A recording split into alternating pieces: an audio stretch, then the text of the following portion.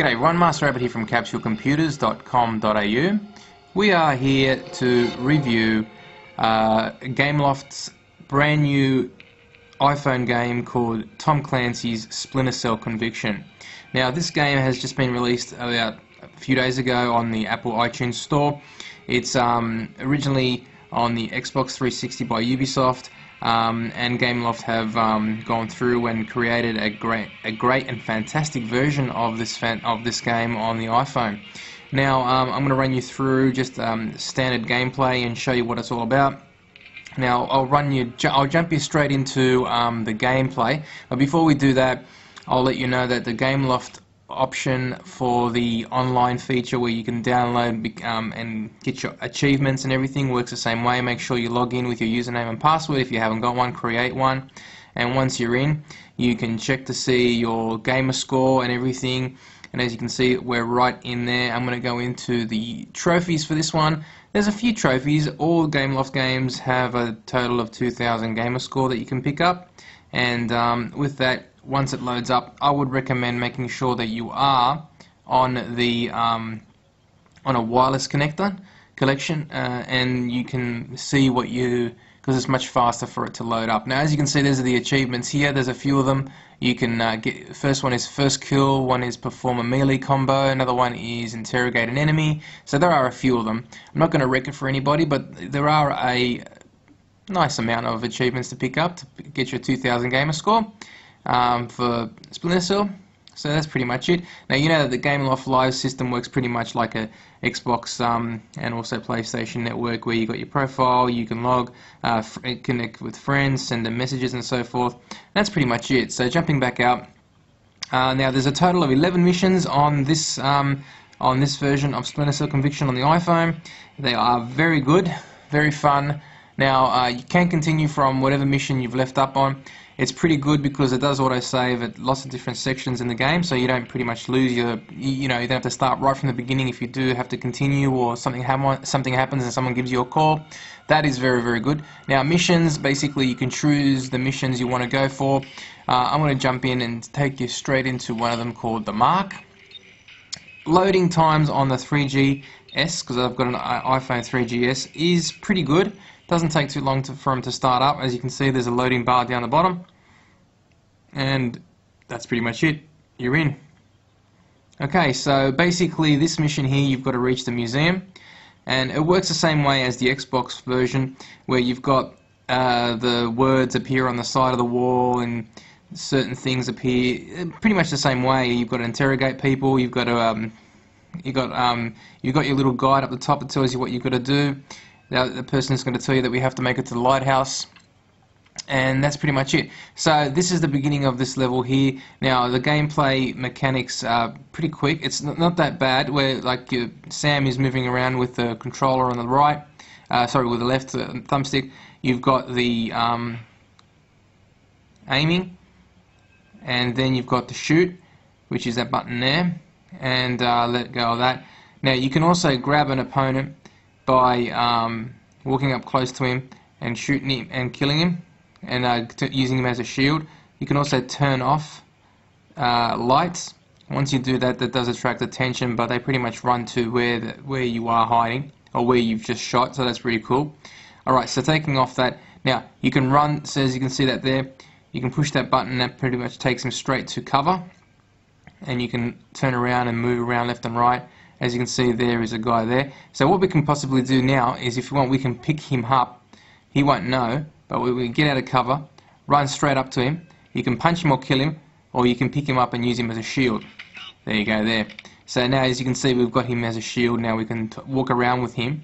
Now when you do walk around with him, you can still shoot and you can use him as a shield. There's an achievement where you've got to kill 5 people while you've got him as a shield. And there, for example, there are a few of them here. So for example, if you want, you won't die, but you can pretty much kill these guys here. There you go. Like that. These guys are here going to come around and try and kill you. But at least as long as you got that guy there as a shield, he won't die. So pretty much once you've done that, if you don't want him anymore, press the button there, and that kills him. Alright, so the Gameplay is very, very smooth. It's not too complicated. There's not many things you can have to find. There you go. Now there's another one there. Now you can go into cover. Okay. Basically, the best thing to do is I'll let you know a few other things as well. Now, see, you can see up the top, you've got like a little red eye.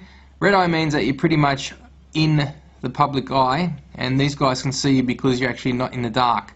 So if you do hide and get yourself in the dark, which we'll try our best to get back out. There you go. Now we're in the dark.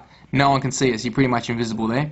So that's two things you've got to take note. So I know that the enemies are not the smartest, but they do, on different difficulty levels, they can cause a bit of trouble. On easy, they're not that bad.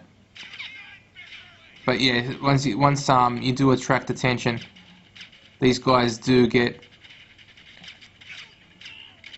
pretty edgy. So and there you go. There's another guy here. Now you do have health, but the health does regenerate. And these guys are pretty dumb sometimes. But, no, like I said, for an iPhone game, this is actually not bad. They've done a pretty good job with the action and gameplay.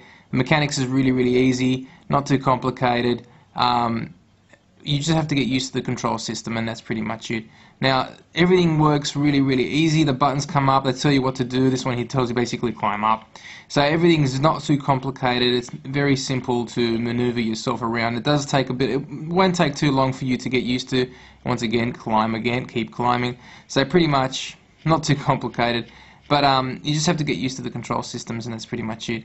So the gameplay is not too hard. There's lots of missions. There's 11 missions in total. There's interrogation. There's, you know, you got to do things. You can climb up sides of walls, which we haven't done yet in this level. But you can climb around the sides of the walls, pull people outside of the windows. You can mark and shoot people, which we haven't done yet. But pretty much that way, that works by doing the same thing. Let's just skip this and just keep on moving forward. So pretty much, okay, so now once we've gone through that section, I'm not going to give you away any spoilers.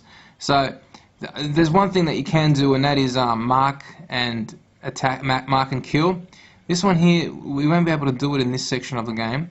But pretty much what happens is a little button up the top appears right there, and a little black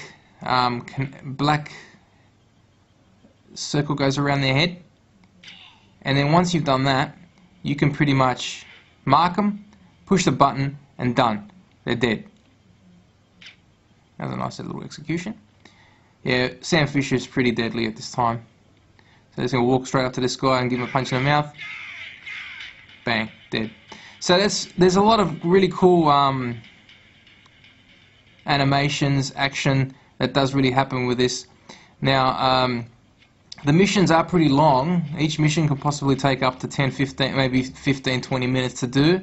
So you will get a lot of money's worth in this game.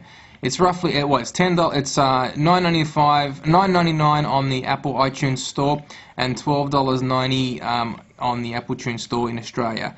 Now, the download's about roughly 500 megs, so it is actually a very, very big game. It is compatible with your iPhone 3GS and also on the iTunes, iPod Touch. So it's actually worth it. It's a fantastic game. I would recommend it if you are a fan of Sam Fisher. This is another little. This is great because you can take him on the run anywhere you go, and it's fantastic. I would recommend this one to anyone who likes Sam Fisher. There you go. Here you go. Right there. Put that on. Push it. Bang bang. And pretty much that is a mark and kill. So once you see, you can't do it to all of them. It's only the ones that have the black dots over their head. And once you do that, then you can pretty much mark them, choose them, and then bang, kill them. So it's really, really fun. That's it. So that is Splinter Cell in a nutshell on a quick review from Capsule Computers. Now, it is available right now from the Apple iTunes Store. I'll put a link on the website and along with the review. It is fantastic. I would recommend picking it up. We're going to give this one a 9 capsules out of 10. It's fantastic. Got a great storyline, gameplay, physics, nice and smooth, not too complicated. Pick it up from the iTunes Store. Thanks for watching. Have a great day. Capsule Computers, Master Rabbit signing out from capsulecomputers.com.au.